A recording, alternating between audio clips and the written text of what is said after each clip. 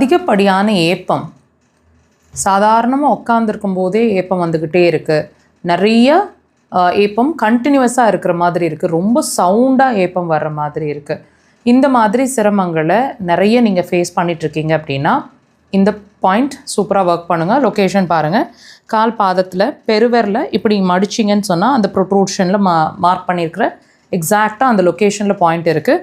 விரல்களை நேராக வச்சுட்டு ப்ரெஷர்ஸ் இப்படி உடலை நோக்கி ப்ரெஷர்ஸ் இருக்கட்டும்.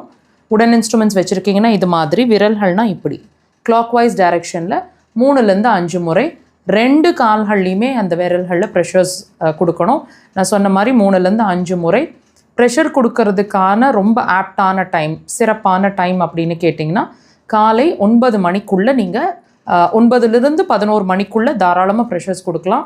சூப்பரான டைமுங்க. இது நல்லா ஒர்க் பண்ணும். ஒரு 10 டைம்ஸ் ஆகுது அந்த டைம்குள்ளே, அந்த 2 ஹவர்ஸ்க்குள்ளே அந்த 10 டைம்ஸ்க்குள்ளே ப்ரெஷரை கொடுத்து முடிக்க ட்ரை பண்ணுங்கள். நிறைய உங்கள் ஏப்பம் வந்து ஜாஸ்தியாக வர்றது ஃபீல் ஆகும். Let go. ஏன்னா அது வெளியே வந்தால் தான் அந்த கேஸஸ் ரிலீஸ் ஆனால் தான் மறுபடியும் ஏப்பம் வராது, திரும்பவும் உங்களோட கேஸஸ் வந்து ஃபார்ம் ஆகாது.